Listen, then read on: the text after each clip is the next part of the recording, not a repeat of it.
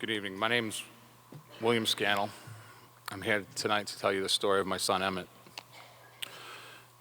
Emmett had a loving family and every advantage a kid could ask for. He started at a private high school with a full scholarship. Like many kids in high school, he began experimenting with marijuana. Emmett's drug use, however, escalated quickly, and by midway through his sophomore year, he was permanently expelled for drug use with another student. He was not doing hard drugs like heroin or cocaine, but was using drugs like pot and spice on a regular, if not daily, basis. Emmett came to live with me in Bridgewater and attended public school. His mother and I got him into a treatment program, and after a 6-month battle, he accepted the treatment and began his road to recovery. Once drug and alcohol free, Emmett improved immediately and excelled, as was his nature. You see, Emmett was always a terrific student in person. After he became sober, he had an exceptional high school life. He had a high school sweetheart, he went to prom, he belonged to clubs, he engaged in all kinds of activities. He had 2 best friends from childhood, neither of which ever used alcohol or drugs, and none of them ever got in trouble. Emmett was hardworking, focused, and self-motivated. I never once had to ask my son to do his homework his entire life, and he made National Honor Society. He was also really sensitive and amazing to his brother and little sister. I had an incredible bond with him. Few fathers share the honesty and intimacy that I had with my teenage son once he became sober. From age 16 to 18, Emmett would regularly lay in bed beside me, watching TV and talking for hours about everything: his day-to-day life, his past drug use, his sobriety, and dreams for the future. When Emmett was drug-free, he was a great communicator.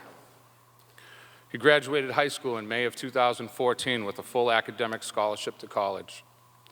Emmett's future couldn't have looked brighter. He was the epitome of the all-American boy, someone you'd be proud for your daughter to date. The picture on the right up there is from the day we moved Emmett into Worcester State in late August 2014. It was one of the proudest days of all of our lives. At college, Emmett almost immediately started drinking and smoking pot, which we saw through social media, being good parents. This was very alarming to us as parents, you see, because Emmett had substance use disorder.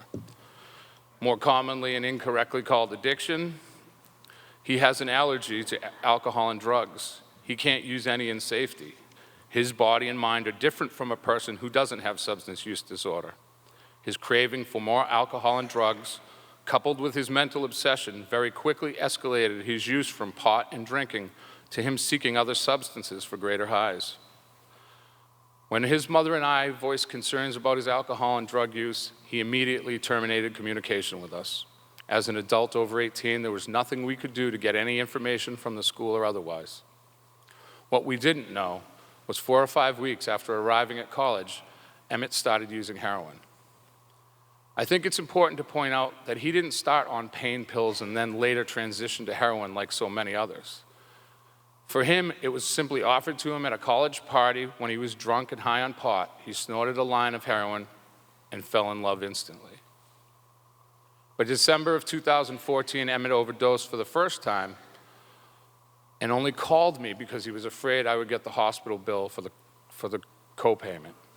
He tried to downplay it, saying it was a one-time thing, and he took his finals a week later. He even got really good grades that first semester. I was scared, but I knew he'd be coming home the following week where we could surround him with love and get him back into the treatment program where he'd previously been successful. After returning home, Emmett responded to the treatment immediately. During this time, we drug tested him regularly, he went to meetings, and he did really well the entire Christmas break. He told us he wanted to return to college, he had learned his lesson, and he'd never use heroin again. He returned to school in late January 2015. His plan was to come home more often, go to meetings in Worcester, and use a school counselor. However, once he got back to school, he again ceased communication, and he didn't do any of the things he promised. This is what the disease of substance use disorder took from Emmett. He became disconnected from all the people he loved. He wouldn't even talk to his high school sweetheart, his best friends, his brother, sister, or us, his parents. Academic problems developed quickly. His lies and manipulation increased exponentially. All those amazing character traits I described earlier evaporated as his drug use increased. He isolated more and more and was suffering on the inside from the guilt, shame, and remorse of using heroin because substance use disorder is so stigmatized. This time, only 9 weeks after dropping him off at school, he called me in desperation, explaining he needed to detox from heroin, that his substance use disorder had taken over his life. I immediately drove to Worcester and brought him to a detox on Cape Cod, where he stayed for a week, because that's all his insurance would cover. After a 1 week stay, he returned to my home and started going to meetings, but he relapsed almost immediately. I again put him back into that treatment center for another week. This time he signed himself out after only 6 days. It was April 12th, 2015. The reason I know that date is because on the same day that my son signed himself out of treatment early, my 30-year-old cousin overdosed and died. Now I was terrified. I begged and pleaded with him. I told him it was a sign he had to stop using heroin and to stay in treatment. I brought Emmett to my cousin Kyle's funeral services so he could see firsthand the risk of death that heroin posed to him and the pain and suffering it caused to my uncle, aunt, and 2 cousins who were left behind. My uncle and aunt actually took time out at their son's wake to speak with Emmett personally. His mother and I agreed and demanded that Emmett go on the Vivitrol shot. The Vivitrol shot is an opioid blocker, injected once every 28 days so that if someone tries to ingest or inject an opioid, they cannot get high. His agreement to use Vivitrol, combined with his firsthand experience of my cousin's death, renewed our hopes that Emmett would rally again and find sobriety. He was now out of college, living at home with me. All the same people who had supported him in high school were back in his life. His aunt, mom, and I encouraged him to take a semester off from school so he could focus on his sobriety, with a plan of him maybe going back in January of 2016. During that 2015 summer, Emmett worked full-time, was regularly drug tested, regularly attended meetings, and we were finally quietly hopeful that heroin was behind him. When Emmett went to detox in April of 2015, we medically suspended his full scholarship to colleges. We were hopeful that once he got sober again, he would resume. We didn't even tell Emmett about this because we wanted him to think he couldn't go back. Unfortunately, in mid-August 2015, Emmett figured out that his full academic scholarship had been medically suspended by us, and that he could resume college anytime he wanted to. He did the necessary paperwork so that he could return to school in late August 2015. Since Emmett was an adult, there was nothing we could do to stop him. We begged and pleaded with him not to return to school or to maybe transfer to Bridgewater State and live at home with us. But us voicing our concerns about his drug use quickly escalated into a big argument, and Emmett told us he was sick of living by our rules and drug testing. He told me he was only going to smoke pot, and he knew what he was doing with his life. After that argument, Emmett left and went back to Worcester. He now had an excuse to distance himself and terminate all communication with me. We were terrified knowing that if he started smoking marijuana, it was only a matter of time before he returned to heroin, overdose, and possible death. You see, once a person with substance use disorder uses any alcohol or drugs, they are in danger. We had many sleepless nights and a lot of worries. In November 2015, Emmett hadn't talked to me since August. He reestablished contact. He told me he had a job at school. He was doing really well. And then a few weeks later, in the beginning of December, he called, excited to tell me he had made Dean's List. Days later, I received his Dean's List certificate in the mail. Again, our hopes were renewed because he appeared to be doing well on the outside. But unfortunately, he also told us over that Christmas break he wasn't going to come home and live with us. He was going to live at his girlfriend's parents' house, a girl he had met at school. When I saw him at Christmas, it was visually apparent that Emmett was not doing well. His body looked thin and ill. His spirit was dark. He wasn't the same strong and funny Emmett we always knew. If any of us attempted to discuss sobriety or SUD with him, he became angry, told me he was only smoking pot, and tried to guilt me for even questioning him. Emmett used to love to spend time with his family. However, when he was using drugs, he no longer wanted to be around us whatsoever. Emmett returned to school in late January 2016. I saw my son one last time on April 9th. I'd begged him to come visit me for months. He finally came that day. He was getting ready to, he was supposed to stay over, and he was looking for a reason to leave, and I normally would have fought with him, but for some reason on this night I didn't.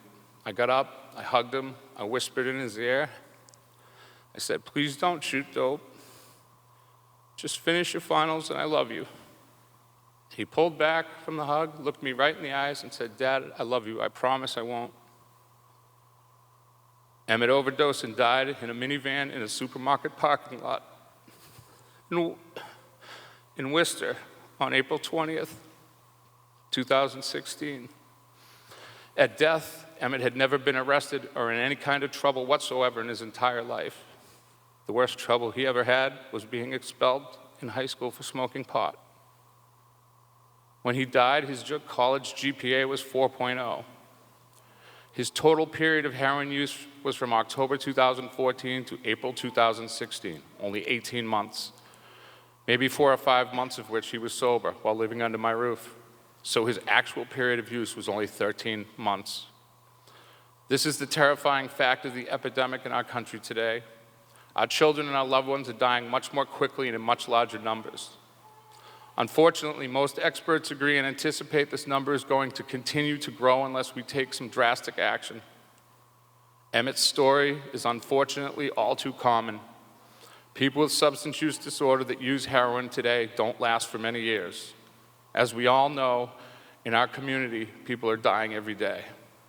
I think we can agree that not enough is being done about it.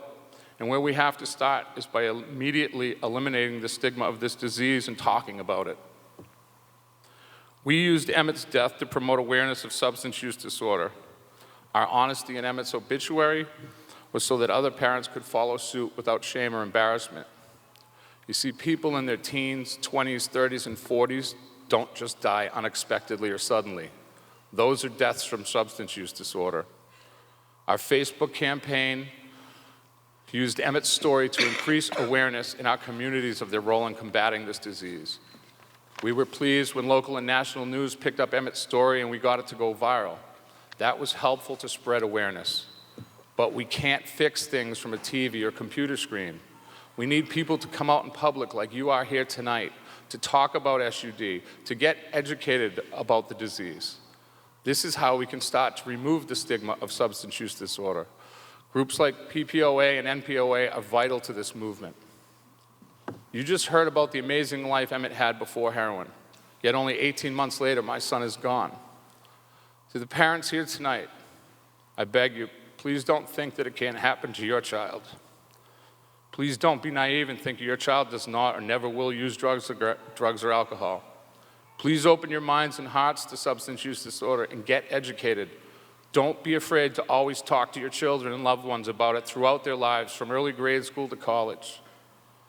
The public needs to understand that substance use disorder is a disease. It's not a choice, a moral issue, or a lack of willpower. Next, the public needs to understand that substance use disorder is a treatable disease, not a curable disease. We absolutely need better long-term treatment because the treatment currently available is woefully ineffective. A 6 to 10-day spin-dry detox does not provide a person with SUD with the tools necessary to recover from their disease. Unfortunately, the only long-term treatment programs currently available are expensive, and only the wealthy can afford them. That's why we need public support, because without it, politicians will not vote to appropriate the monies needed to provide effective treatment to all who actually need it. So please, get involved. Please, tonight, later, go home, join hopesforever.org, PPOA, and NPOA. Please help us find a solution to this epidemic. It is the single greatest public health crisis of our time. Thank you so much for allowing me to be here.